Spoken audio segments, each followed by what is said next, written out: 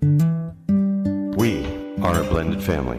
We are a blended family. We are a blended family. We are a blended family. We are a blended family. We are a blended family. We are a blended family. We're a blended family. We are a blended family. We are a blended family. We are a blended family. And we are a blended family. Hi, we're Doctors Larry and Carol Snap. We're glad to have you with us today. Come into CVS today and get free flu shots for the whole family. Plus, get a $5 off $20 shopping pass with each one. Visit CVS today. No-cost flu shots with most insurance. Restrictions apply. Visit CVS.com for details. Good morning. This is Doctors Larry and Carol Snap. We're going to be teaching you today Lesson 3 out of the Blended Families curriculum. We're broadcasting live from Dream City Church, the Glendale campus. And Larry is going to be teaching on Celebrate Your Differences, Whose Normal is Normal. And here's Larry. All right.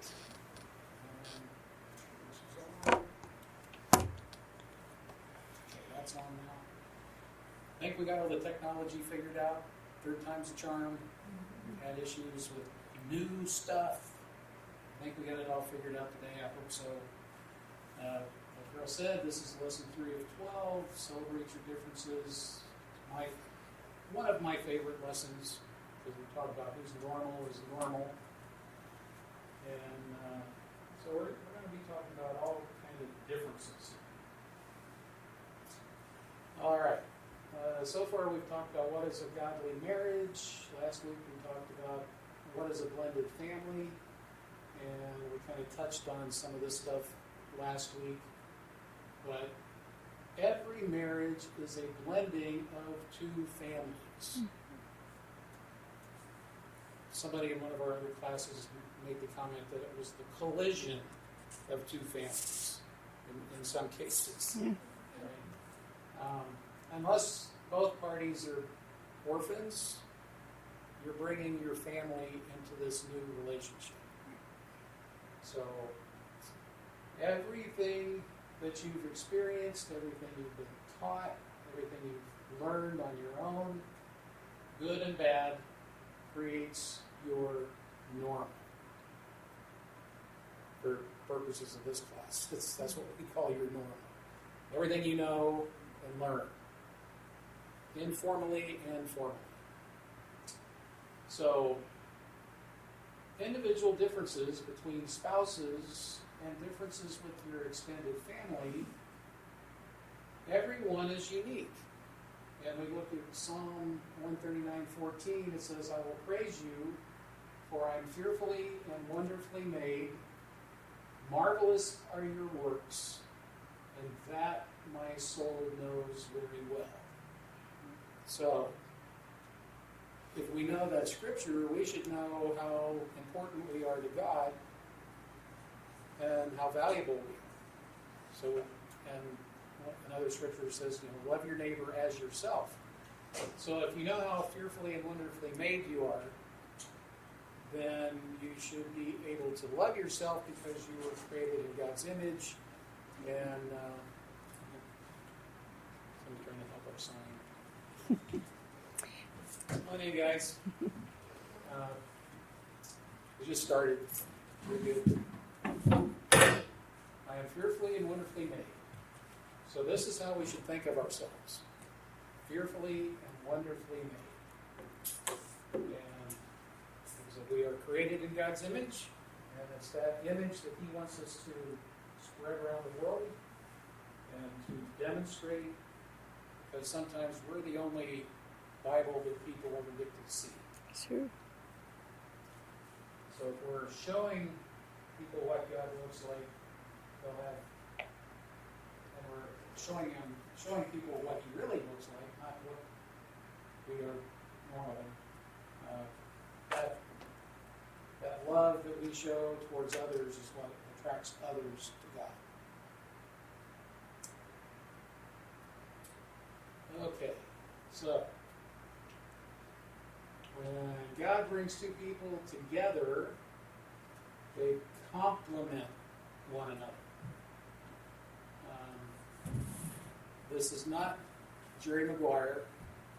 This is not I complete you, you complete me. This is we complement each other.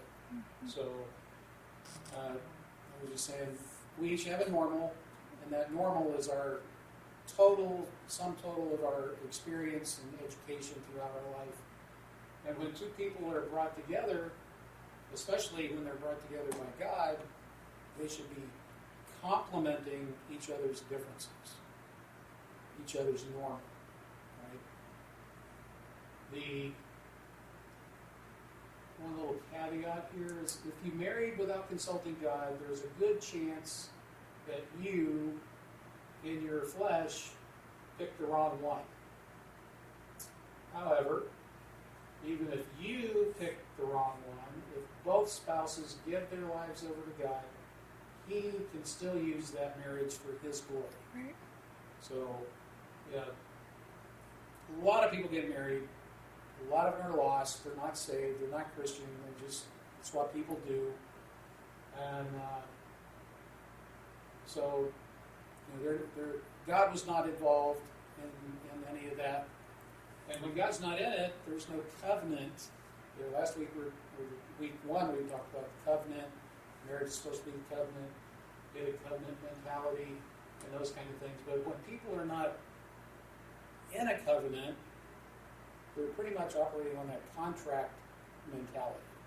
So even at that, when both parties are willing to turn their lives over to Christ, become a Christian, God can still redeem that. Whatever it was lost, He can redeem it and make something out of it for His glory. So it's not for their glory, but it's what He did for them and through them. Premarital counseling is extremely important, especially for blended families.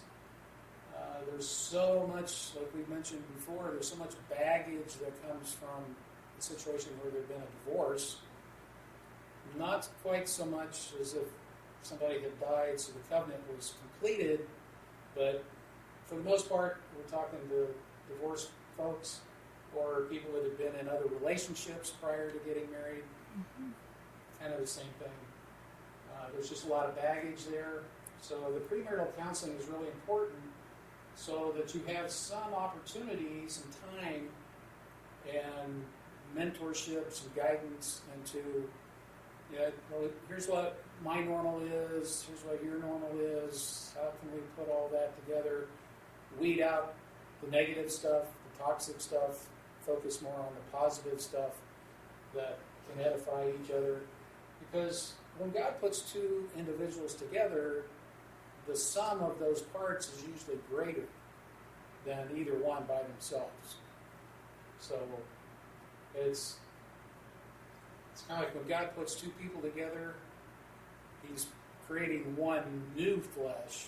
So you wouldn't take two ones and come up with a two, but you could get like a 1.5 out of 1 times 1 equals 1.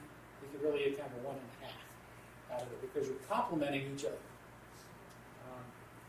So again, it's really important to get the premarital counseling.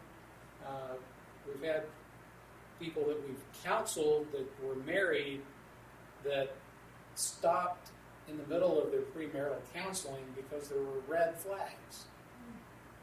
So they quit the counseling and got married, even though there were red flags. And why?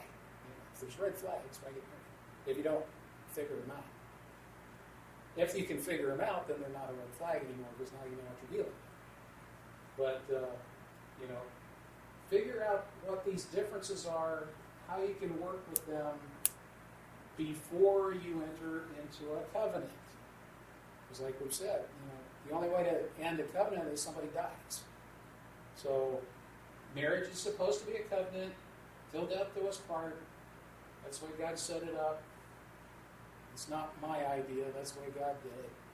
So figure these things out, get to know the spouse, and we've had a couple of couples that, one in particular, met on the bus going to take a tour of the Dream Center, but somebody on the bus ride said, "You guys would make a great couple." So they thought that was prophecy. Mm-hmm. They got married in a couple of months, and they're not together anymore. And they struggled the whole time, was whatever, how many years it was. 6. And they couldn't get the parenting right. Yep. Right? This was a guy, he'd never been married before. No, he hadn't. No kids. No.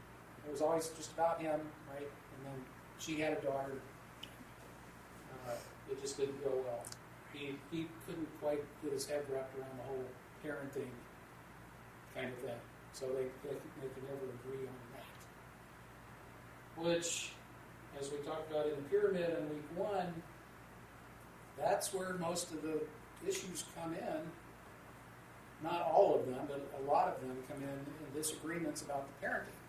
Your kids, my kids, ownership versus stewardship, all that kind of stuff. This guy just couldn't get that wrapped around. So, know what you're getting into. Our whole premarital thing is about knowing where the landmines are, so you don't have to step on it later. Right? This is more of a post-marital class, so you probably already stepped on several landmines already, but let's fix those, get those fixed. Here's where the other ones are. Don't step on those. But anyway, I like to ask the question, okay, you got an apple in one hand, an orange in the other one. Which one is right? Which one is correct? Right? It's not a very good question. They're both okay. Some people like oranges, some people like apples. It's a preference, right? There is no right or wrong. They're just different. And that's what we try to get across when we're talking about marriage. We have Proverbs 27:17 here. Iron sharpens iron, so a man sharpens the countenance of his friend. However, when iron strikes iron, sometimes sparks fly. So when you're trying to help your spouse with some sort of positive criticism, or what? Like cutting the carrots. Yeah, we, sometimes when you're trying to speak truth to somebody, we're trying to do it out of love, but sometimes they don't receive it that way, right? Like, let me show you how to cut carrots. So, and again, apples and oranges, which one is correct? Well, somebody told us a story about a guy who was a chef. Yeah. He was trying to help his wife do that, how they cut the stuff real fast, the knife. And she was really having a hard time. She just couldn't quite get that. So he was really trying. He was getting frustrated because she couldn't get it. And she was getting frustrated because she couldn't get it. And he was being a pain in the process. Well, come to find out, he's right-handed, she's left-handed. He was trying to force her to do it right-handed like him, because that's the right way. His right way. In his mind, I'm the chef. This is how I do it. This is the right way to do it. But she's left-handed. She couldn't do it right-handed very well. So you need to be kind of aware of some of those things. It's just a difference. It's not right or wrong. It's just a difference. So a lot about this class is just getting the understanding that just because I think a certain way does not make it the right way. And when it comes to your normal versus my normal, ultimately our normals need to become more Christ-like. So whatever my normal is today, I need to be focused more on Jesus and make my normal look more like Him. And that's my job. It's not your job to make me like that. Yeah.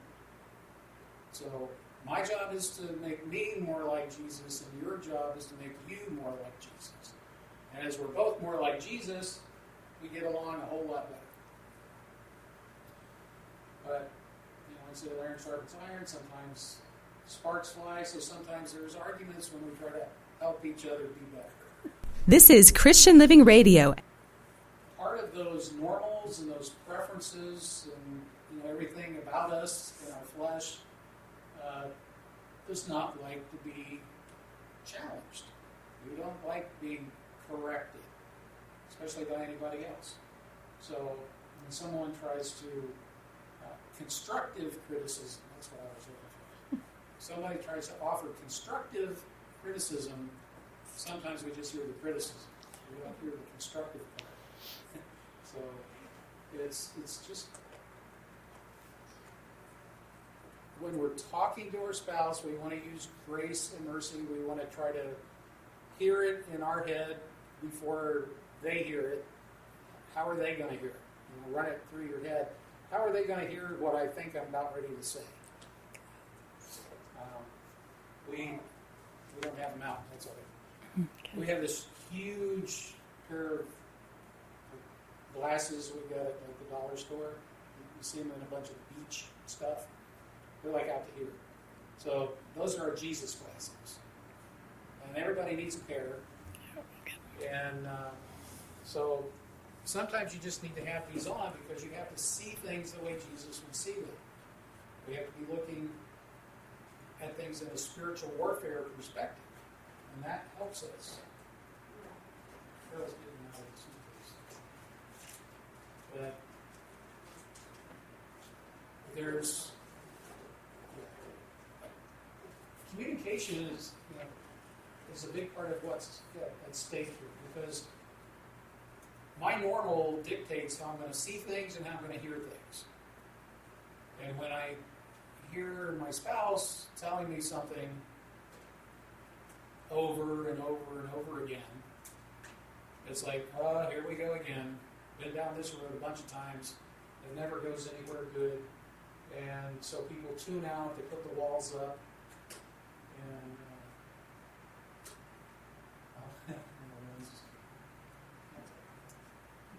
what would Jesus say and what would Jesus do? And I know I used to be real aggressive, and somebody had given me this as an example. And I thought, it's not a big deal. And then I was in the dollar store one time and I bought a pair. And I put them on and I said that. I was so shocked. So I started seeing myself with those glasses on before I would respond to something that Larry might critically be telling me, you need to do it this way. And when I saw myself with those on, it made a big difference in our relationship. Here's the glasses, in case anybody was wondering. But sometimes you need a really big pair of Jesus glasses because trials and tribulations, you need a bigger pair. Sometimes we just have like a regular pair, like I have all the time. Sometimes we have contact lenses, real small ones. But you still have lenses that you're looking through. So take the time to get to know this person that you're planning on spending the rest of your life with, figuring out their normal. And as you discuss with truth and love, and grace and mercy, taking the time to really understand what's going on, then it's not so much about right and wrong. It's just, okay, that's your preference. This is my preference, but we're not discussing who's right and who's wrong here.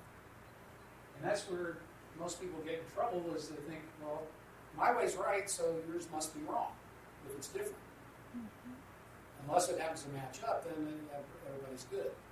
But more often than not, somebody's going to see it this way, somebody else is going to think the other way, and one's going to think they're right, and the other one's going to think they're right, so you each think each other is wrong, and now there's conflict. Instead of just, well, let me think about it. Well, yeah, that could work, Be open-minded, consider other options, but we always got to go back to the Bible and the Word of God to see what's the right way. That's right. And it's not you're right, I'm wrong. It's what does the Bible say? Okay. Down here. Best marriages are the ones where spouses learn how to have productive discussions rather than just having arguments. Keep focused on the issue. Do not let it get personal. And that's the key right there. Keep it on the issue, and that's not that easy. We want to make it personal. Our flesh wants to get even. Our flesh wants to win the argument. But productive means having some patience, taking the time to understand what the other person really is saying, validating their feelings. You know, the last thing you want to do when you're trying to talk to somebody, especially a spouse, is discount their feelings about whatever it is. Because that's disrespectful, for one thing. You're showing them you don't care, which is hurtful, and a bunch of stuff like that. But if you take the time, you have the patience and the wisdom to sit and listen.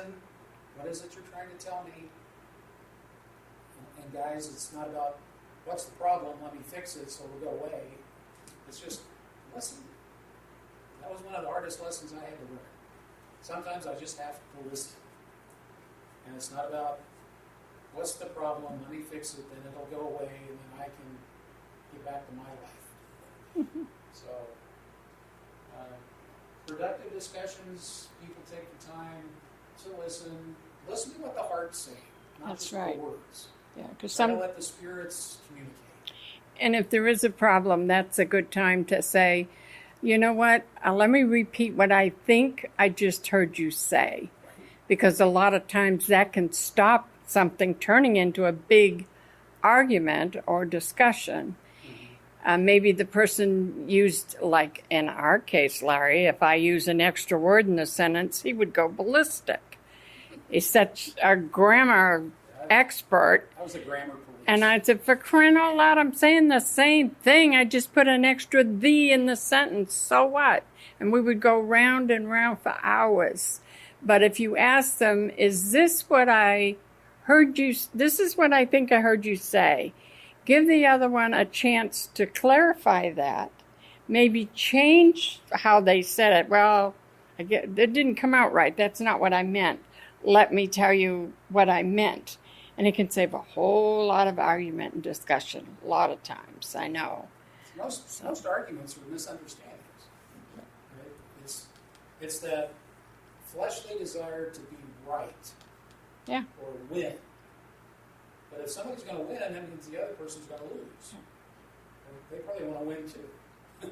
So you get two people who want to win, but somebody's going to have to lose. That usually doesn't go well. And we have another couple that has taught the class a few times. She's from another country, and so she grew up speaking Italian. She ended up marrying a guy who was from America, so he spoke English.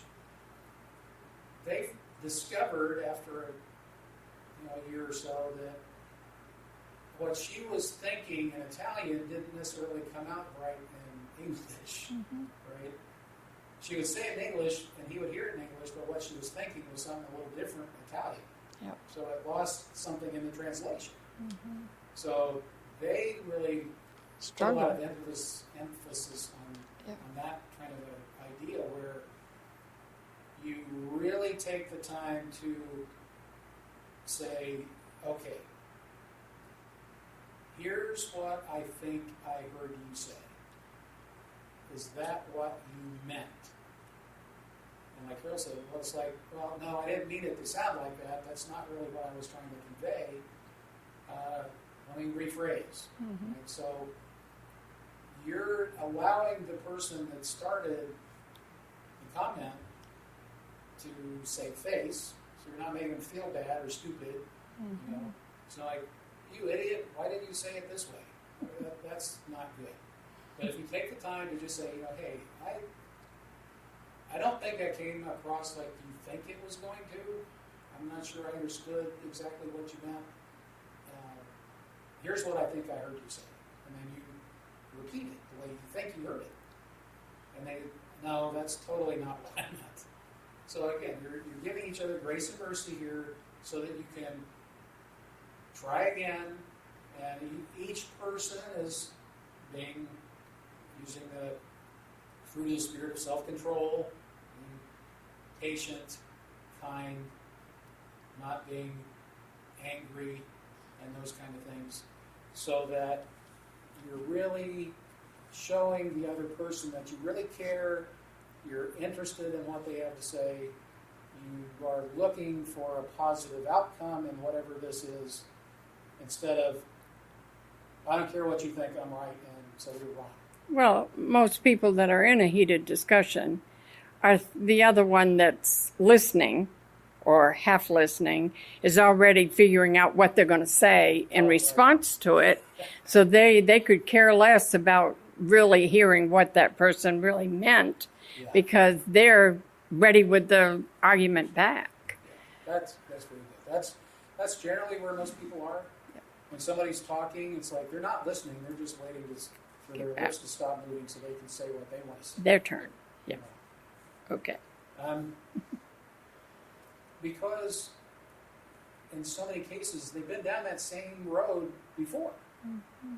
They know what's coming. You're going to say this, okay, been here, done that, and here's what I'm saying again about the same thing. So they never get anything done. It's just back and forth over the same issues over and over again. But most of the time, especially guys, if our instinct is to just get to the bottom line and let me fix it. I don't care about the feelings part of it. That's the girly stuff. Just tell me what the problem is so I can take care of it, make it go away. But a husband that really is in tune with the Holy Spirit and his wife knows enough to just listen to what the heart is saying. Yeah. If you're listening to what the heart is saying, more than just the words, you can get a lot further in this relationship building thing. Right. But stay focused on the issue. Don't let it get personal. A lot of times I'll take like a bottle of water or something, like this little clicker deal. If this is the issue, okay, you put the issue on the table, and the only thing you talk about is that. How you feel about it, what it does to you, how that thing triggers you in certain ways. You talk about those things. But what generally happens is, well, I got this issue, you put it on the table, and the next thing you know, you're talking personal stuff. Well, you never, or you always, and now it's you, and you're pointing fingers and blaming, and it goes nowhere. So that's the trick to having productive discussions, is focus on the issue. Don't let it get personal. Okay, Ephesians 4:29. Trying to get used to using this little pointer thing. Let no corrupt communication proceed out of your mouth. Speak life into your marriage, not death. So, yeah, we all like to be, offer up that constructive criticism from time to time. But just for an example, in our case, where after 23 years, our marriage really had died. Yep. And one of those first homework items that we had to do going forward in our counseling was pray together daily. Well, what we had to do was speak life into something that was dead. It was dead. I mean, it wasn't, we had to speak life into it to resurrect it. And it was only through the Word of God that we could resurrect anything. So make sure you're speaking life into your marriage. You're looking for things to edify about your spouse, not criticize. Grace and mercy is overlooking a lot of stuff, right? If you're constantly picking apart your spouse, then they have to wonder, why am I here, right? And so that's why a lot of people look for approval, recognition, significance somewhere else. because all they get at home is criticism. People tend to stick around where they get edified. So when you have issues, like parenting issues, and if you look at the verse, to not let any corruption come out of your mouth, then how do you address issues that need to be addressed right away? Like if you're only talking positive, how do you get those issues addressed? You can talk about a negative issue in a positive way. You're being constructive on, here's what's being done. This behavior is unacceptable. Here's what we expect, right? You're going, here's what's happening today. We don't want that to happen anymore. Here's what we expect, and it's all, positive kind of behavior stuff. But it gets tricky because there's only, especially these days, if you try to spank a kid, they call CPS, they call the police. So that's really kind of not an option anymore. But you don't have to tell a kid how stupid they are for doing what they did. Here's the behavior that you exhibited. It's unacceptable to us. We disapprove of that behavior. We don't want it in our house. That's not really being critical. That's just being corrective. But between parents, when parents disagree on Oh. parenting Oh, okay. Well, and issues aren't getting resolved, that's where you take the time, like you were saying, when you're discussing things, you have a parenting issue, you put the issue on the table, and then you exercise your self-control, your patience, truth and love, all the Christian fruits of the Spirit. And here's how I feel about this issue. And hopefully you're, okay, I hear you, right? Here's how I feel about that. And it's not personal. It's just, okay, so at some point, though, you might have to agree to disagree on some things. But you don't want to disagree in front of the kid. You want to at least be in agreement to them, right? You want to exhibit agreement to the kid.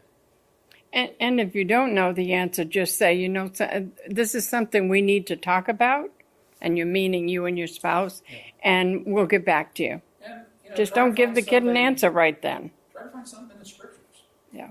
Right, well, he always says he's going to pray over it, but then no resolution ever happens. So we never get back to the issue, and then we end up arguing over the same issues over and over and over again Well, with no resolution. sometimes it's, if you know there's a disagreement on the issue,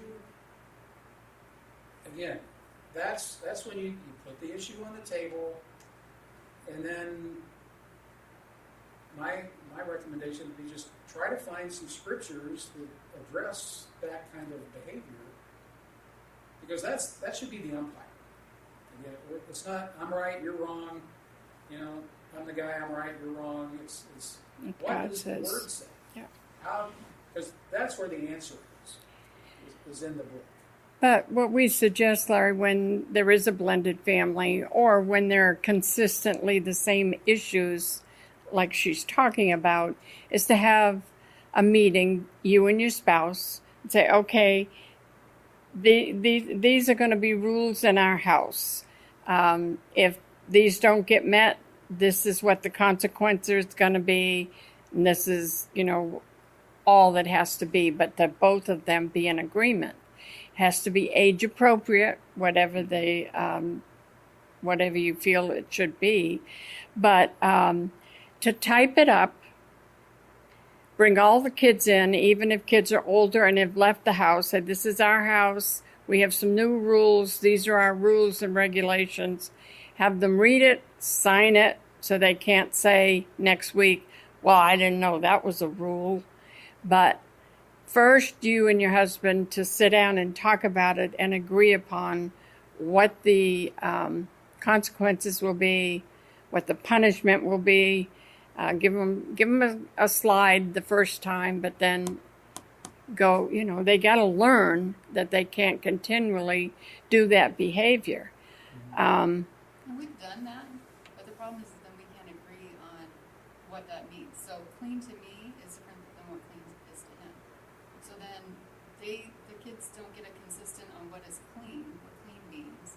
And then we end up arguing over what clean means. I mean, this is just one example. And then there's no consequences for the kids because Has to clean be. to him is different than clean to me. And then he thinks I'm being unreasonable because my idea of clean is very different.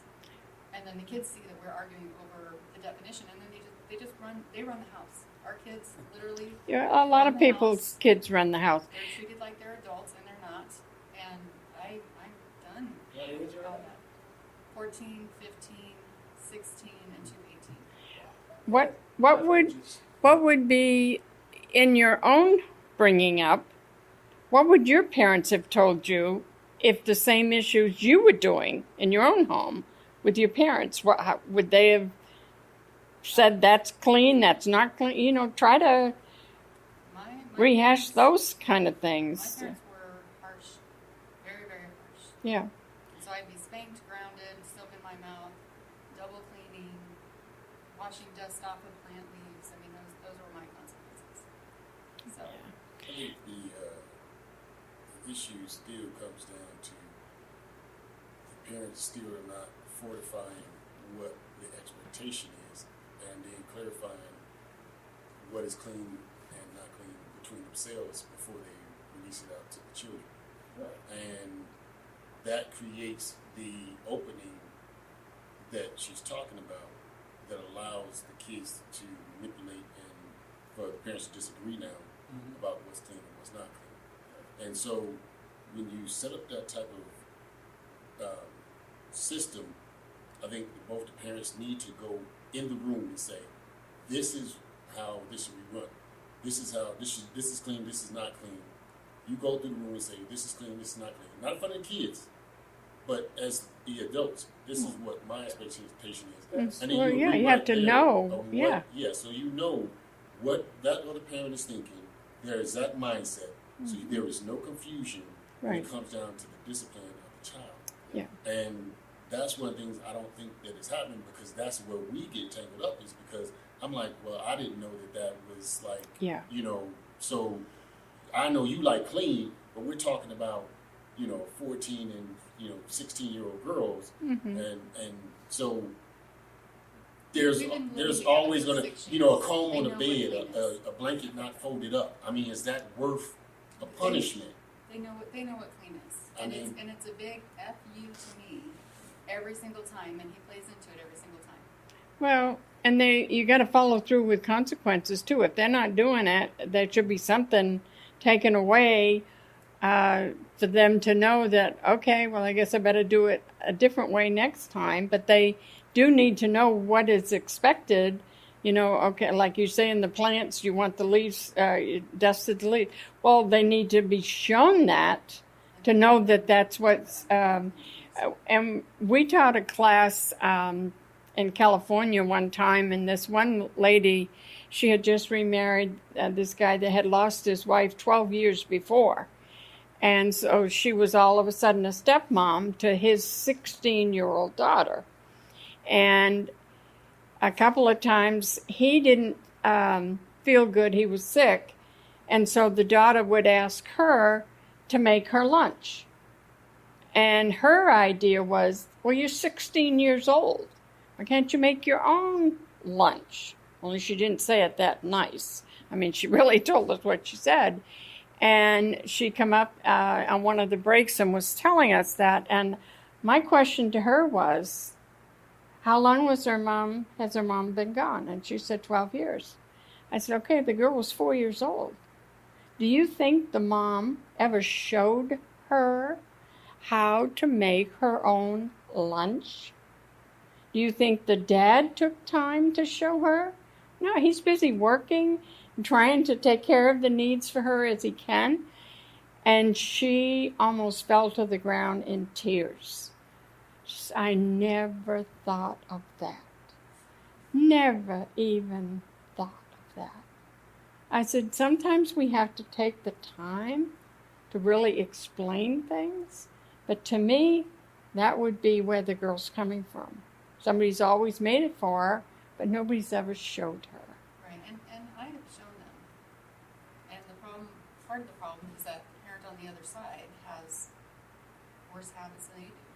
Well, when they're at their house, you can't do anything Right, about but that. they come It's when into you're our in your house. house, yes, your house, Right. your rules.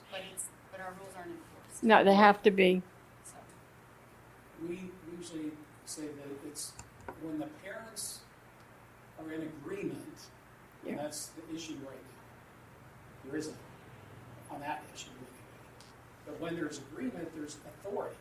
There's more power in the home. So Yeah. you have the power and authority to be the parents when you're in agreement. But as in this example, there's a disagreement in the parents, so the kids are kind of, the inmates running the asylum kind of thing. So life will be much different. Like, go in the room and together, you guys as the adults, and figure out, okay, what's acceptable and what's not together. I like that idea. And come to some sort of agreement on, what you can live with. Because there's got to be something in the middle. Because what are you teaching Not them so if you strict. don't? You're not A little teaching them more anything. strict. Come to in the middle somewhere. Yeah.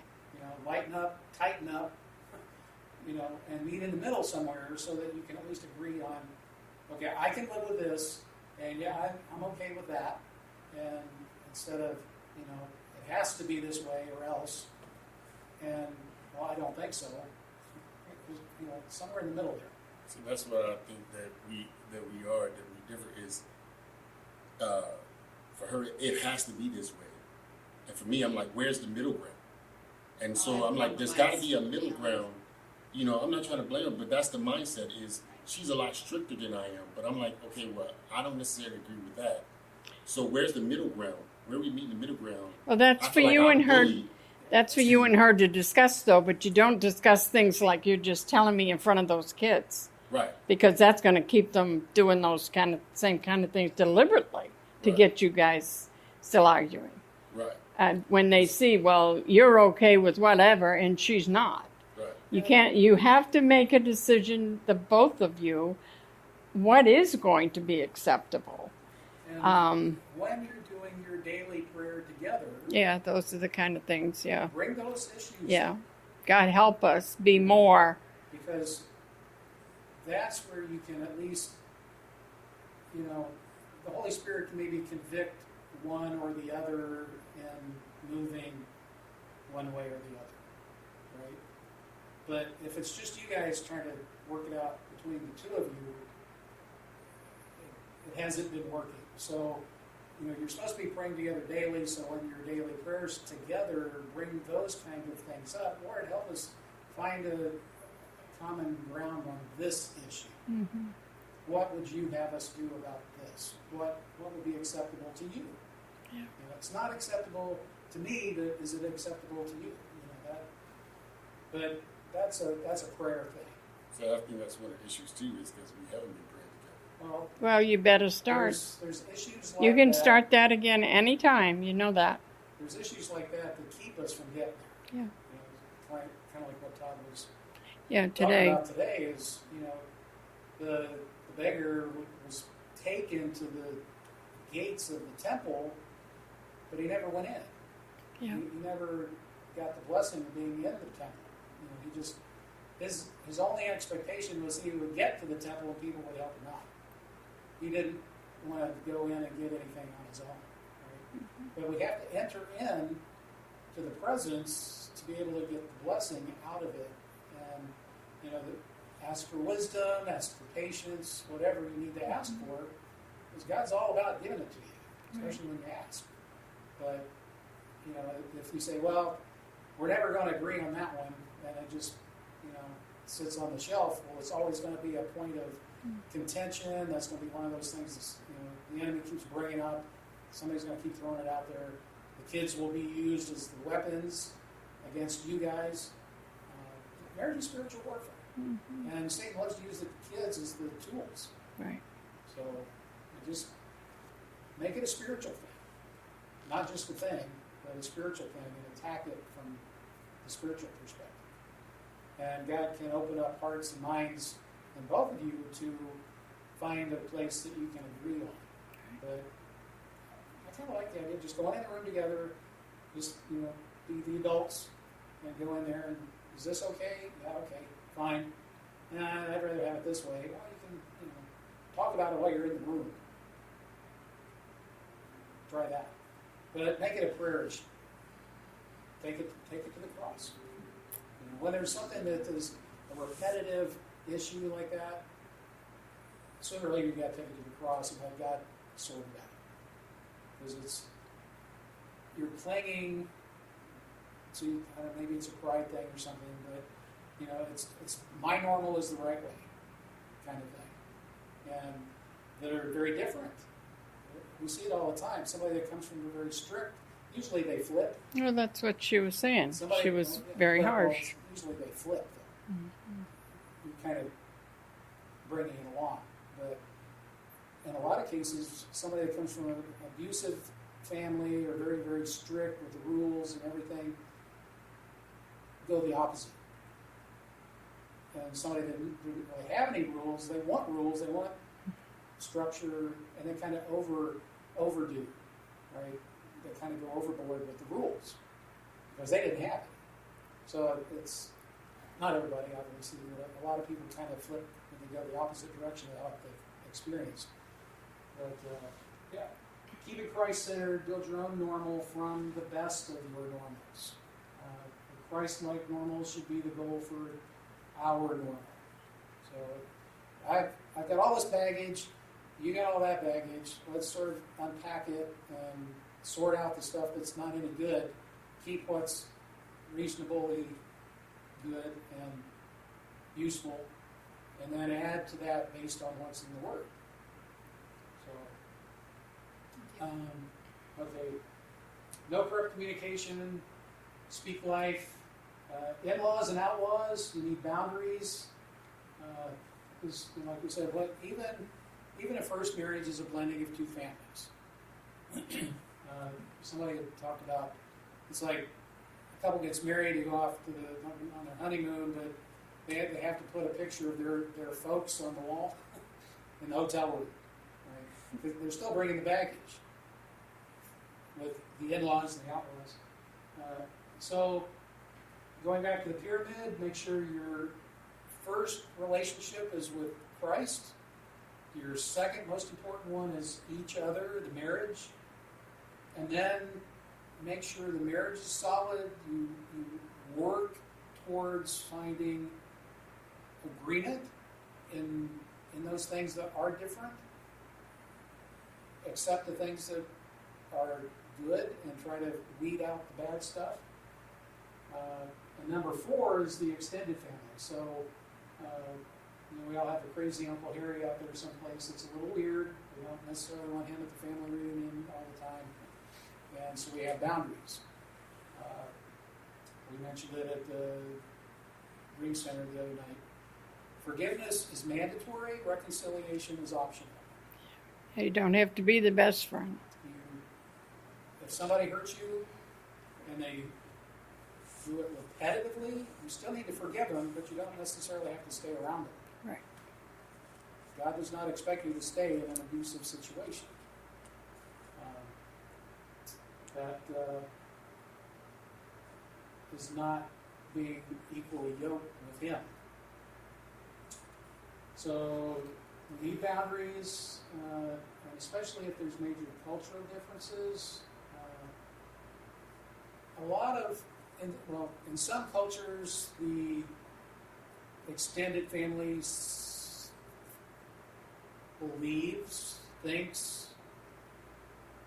they should have a lot of input into your life, right? And especially aunts and grandmas and things like that. They want to tell you how to live your life. And unfortunately, that's where a lot of input is rather toxic. They don't like who you married. They think you should have done something else. You could have done better, all that kind of stuff. So they always talk down to your spouse. Talk to you negatively about your spouse. So you're put in a position to have to defend them, which is a source of conflict, or you start believing what they're telling you, and now you don't like your spouse anymore. and then there's issues there.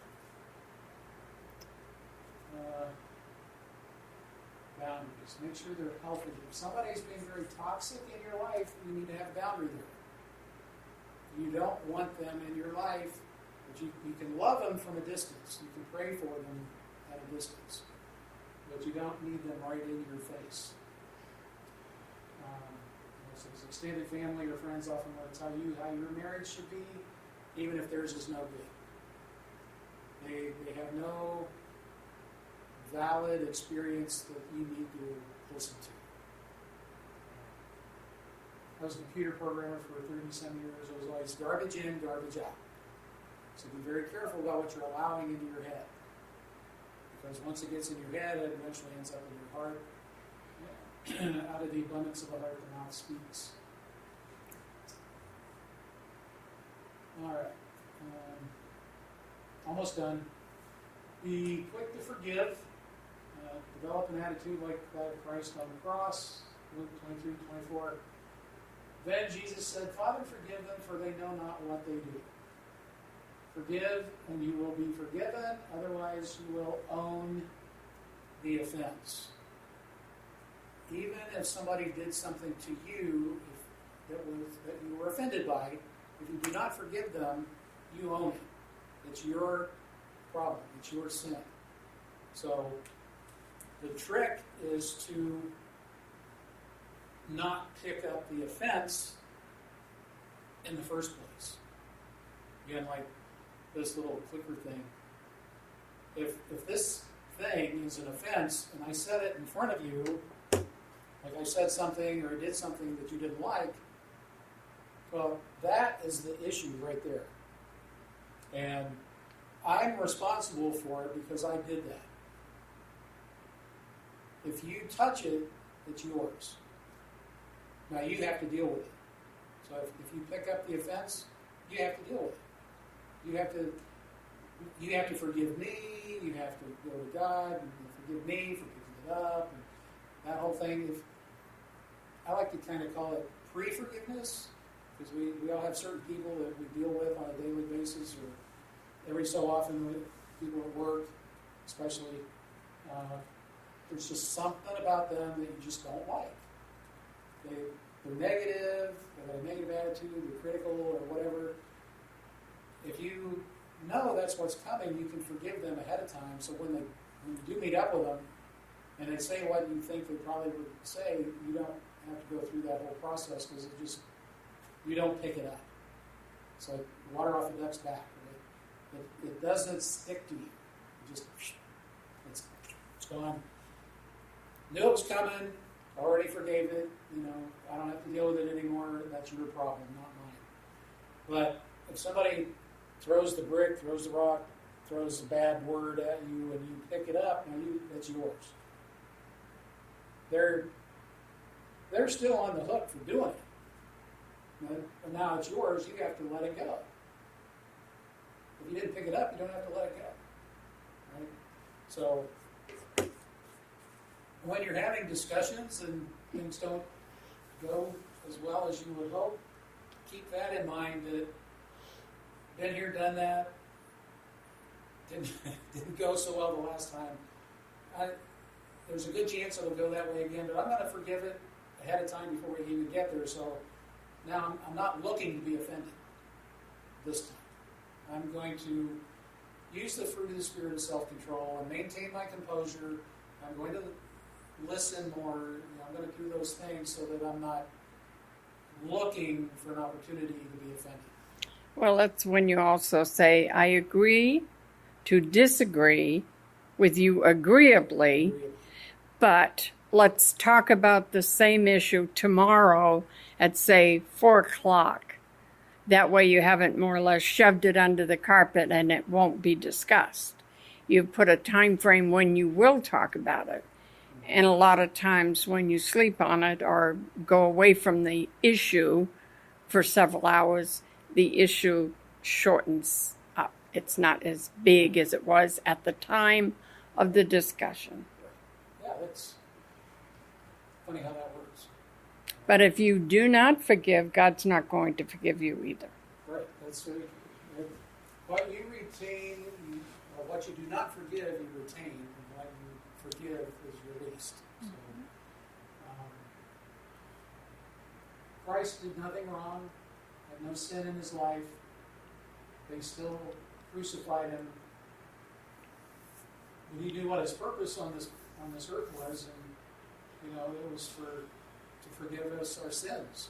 And they didn't see the bigger picture. Right? They were looking at it like right here. He was out here, looking at the big picture.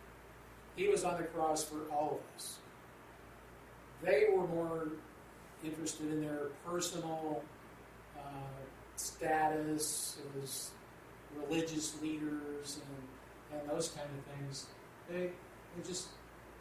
He wasn't what they expect. He didn't meet their expectations of what a Messiah should be. So get rid of him. Get rid of him. He's messing up our plan. Right? So, Father, forgive them, for they know not what they do. And if you do have to work with somebody that does stuff a lot, keep that in mind. If it helps, think of them as the idiot because they don't know what they're doing. But you're the Christian, you're forgiving them for not knowing what they're doing. They don't get it. Not the idiot, but they just don't know. They don't get it. I know. That's They just don't get it. being a little bit in my flesh. I know they're going to be the idiots, so I'm going to forgive them. Can't do that. God help them. All right, and just to kind of wrap things up here, be a peacemaker, not just a peacekeeper. James 3, verse 18, and the fruit of righteousness is sown in peace of them that make peace. I think we'll get into it in a different lesson, but we have a little graph. We talk a lot about it in the premarital. It's the conflict resolution. Right. But in this instance, there's a graph, positive, negative, up, down, all that kind of stuff. And right in the center, there's like a little circle that's Christ-centered. Bullseye. The agreement part, the peace treaty kind of thing, where nothing is resolved, but you've agreed to not shoot each other for a while. You've agreed to still disagree, but you're being agreeable about it. And I just said. It's right in the center. It doesn't do anything for the relationship. It doesn't do anything for the conflict. We're just not going to shoot right now. Yeah, but we will come back to it at another time. You have to set that. Yeah, but in most cases, there's no date set. It's just, okay, we're not going to shoot for a while. Peace treaty. Or truce. Truce, right? That's really more like it. There's a truce. So we didn't fix anything, but we're just not going to shoot right now. You don't shoot, we don't shoot. And everybody's waiting for the other guy to shoot. So nobody's at peace. You're just not doing anything.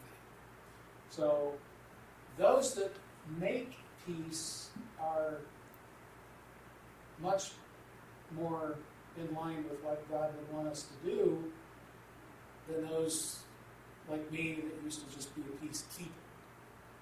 I would do just about anything to avoid a conflict. Right? Carol had the tendency to be more of the winner. Yeah. And I'd be the avoider. So, what do you want to do? Okay, great. Yeah, he didn't have an opinion. He would, well, what do you want to do? And I'd rattle off, well, let's just do that. Yeah. Because he didn't want to suggest something that might tick me off. A lot of times what would happen is she'd say, what do you want to do? And I'd say something, well, I'd rather do this. Well, okay, So it didn't matter if I had an opinion or not. No, that's not how I remember that. See, that's how good of avoiding conflict I was. You didn't even see it. But, in a lot of cases, that's what I learned real early in life was if I don't have an opinion about something, then there's no conflict. It's when you have an opinion and you try to defend it, well, now you're probably going to step on some toes, right? So after our big mess and we started getting counseling, I started realizing, oh, okay, I'm supposed to be the prophet, priest, and king in this thing. I got to start standing up and having some input here. And what did she say to that? Who made you God? Yeah. And so that's when we started having conflict. Right? He speaks. I thought, whoa. So, but that's the thing. If you, as a Christian, we should have opinions. We should be standing up for what's in the Bible, the truth, as we've been given it. Right? If we're a true believer, we understand from John 14:6, God, Jesus, is the way, the truth, and the life. Mm-hmm. The way. Right? There is no other way. So if we're all in on that, then we have to have an opinion. If somebody tells us, oh, there's 12 different ways to get to heaven, well, we know better. Right? We have to be able to stand up for the truth as we know, as we've accepted it. So, we see all kinds of conflict out there today because people have very different opinions and they're standing up for what they think is real and true. And that's where we get into trouble. We start, if all you do is agree with everybody else, then why are you here? But that's where I had been all these years was, what can I do to avoid a conflict? But basically it was not have an opinion. What do you want? Where do you want to go to eat? What movie do you want to see? Blah, blah, blah. And occasionally I throw something out. Yeah, okay, that's your turn. Well, so we do something I want to do. we still take turns. We see a chick flick, and then we see a shoot 'em up or a sci-fi. Yeah, We take turns. usually. Yeah. When you started having a voice, and you started knowing that what your responsibility as a husband and a new dad were, Larry, seeing as you brought out some of these issues, how about explaining to the people that are here what happened when you were about to get your master's degree? Oh. All right, so I'm supposed to be prophet, priest, and king, right? I got my bachelor's degree, and then I was getting my master's degree, and when it was about time to go through the ceremony and all that kind of stuff, I said, hey Carol, what are you going to call me? Can you imagine? Now that I was getting my master's degree, right? Don't even think about it. Like, I'm going to call him Master Larry? Wow. Yeah, that would never happen. I thought he's thinking prophet, priest, and king, and he's going to... Ain't going to fly. I had to get the doctorate. Bachelor didn't sound right. Being married, and then master wasn't going to work. So the doctor, at least that would work. I couldn't believe how fast he really got the concept of prophet, priest, and king. And he says, well, I'm going to be a master. I'm getting my master's degree. So, Carol, what are you going to call me? What do you think? Whoa. Anyway, kind of funny. We learned, but we didn't know a lot of this stuff. We had to learn it ourselves. That's where it came from. Us going through all this other garbage to know these are the things that helped us. But we didn't know. 23 years of marriage, we had no clue. Yeah, 23 years of not really doing it right, but avoiding conflict, so there was no conflict. And then it all fell apart, and then we started doing things the Christian way, and now there's conflict. Yeah. It was 4 months of hell. It really was. So we survived it. We did a lot of studying, became students. Mm-hmm. What does God say about all this marriage stuff? And Yeah. here we are teaching classes now. Yeah, you go to Bible study and you come home, and I felt like you beat me over the head with the Bible. Yeah. I had to learn not to do that. Because that was real easy for me to do. I'd say something and do something. Well, that's not what this scripture here says. I said, really? Yeah. So, all right, so, basically, who's normal is normal. Don't think that just because that's how you learn to do something, that's the only way to do it. And that's going to wrap things up for today. You can always visit our website at blendedfamiliesministry.org. Hopefully our technology worked today. We do have podcasts on iHeartRadio. Christian Living Radio as well. Through Christian Living Radio. Kenyatta and Roberta Goins take care of that for us. And anything else? No, if we've blessed you in any way and you care to make a donation on the website, that would be great. This is how we continue doing these videos and teaching the classes, and we just thank you for tuning in today. Join the best positive Christian lifestyle movement on the air at ChristianLivingRadio.com. Christian Living Radio, spreading the good news of Jesus Christ 24/7. Our goal is to bring you a life-changing word through music and diverse programming like the one you're listening to now. Pastor Kenyatta Goins is the visionary of Christian Living Radio, and he's dedicated to the idea that Christians should even have a more prominent presence in the marketplaces. Maybe you need prayer for yourself and or your family, maybe for a friend. We'd be privileged to stand in the gap for you. If you're listening to this broadcast, click on the Contact Us tab and send us your prayer request. We'd also like to hear from you if you have something on your mind, or just give us some feedback. We support many ministries, so maybe you'd like to make a one-time or a monthly recurring donation. We believe that when you sow into these ministries, you'll indeed be blessed. And of course, if you sow into this show in particular, we believe that it's a blessing for you, so please consider sponsoring us. There's a special area under the Donate tab where you can send your monetary gift or call 520-812-6363. That's 520-812-6363 to receive more information about sponsorship. Thank you.